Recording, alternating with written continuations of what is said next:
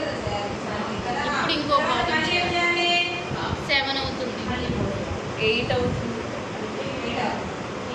8 అవుతుంది.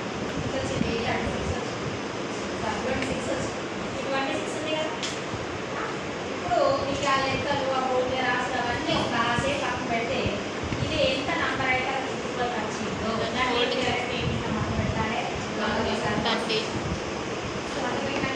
అంటే 600 వచ్చింది. 600 వచ్చింది. ఈ 6 క్లాస్ ఏం చేయాలి? రోజు కోసం బెంచ్ కలుపుకోవాలి, కోసం బీచ్ కలుపుకొని గింజ పెట్టి కట్ చేసుకోవాలి, లేకపోతే గింజ పెట్టి తీసుకోవాలి. మీకు అర్థం కావడం కోసం బోర్డు మీద అనే లెక్కలను వేస్తున్నాను. అది లెక్కలు కాదు, ఏం కాదు. ఈ కొలతలు ఎంతైతే ఉన్నాయో ఇట్లా 4 పంటలు ఫోటో చేసుకొని 2 ఇంచులు ఎక్కువ పెట్టుకోవాలి. అర్థం కాదు అవన్నీ లెక్కలు రాసుకోవాలి, మైనస్ చేయాలి, ప్లస్ చేయాలి, అవన్నీ అవసరం లేదు. అర్థమైందా? అర్థమైందా? ఇప్పుడు అర్థమైందా? అర్థమైందా? లాస్ట్ అర్థమైందా బాబా?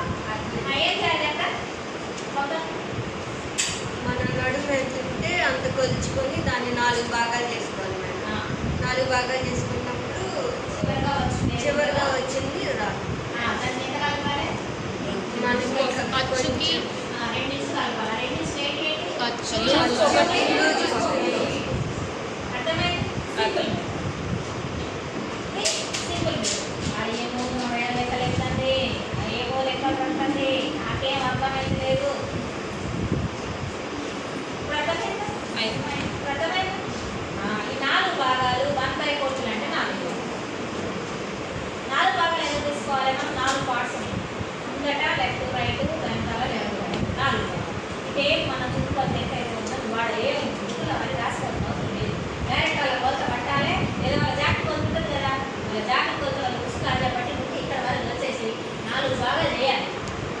వాళ్ళు ఉంటుంది మనం తీసుకోదు. ఎందుకంటే వాళ్ళు ఈ పార్ట్ తక్కువ పెడతారు, ఈ పార్ట్ 7 తీసుకు పెట్టి ఈ పార్ట్ 7 తీసుకుంటారు.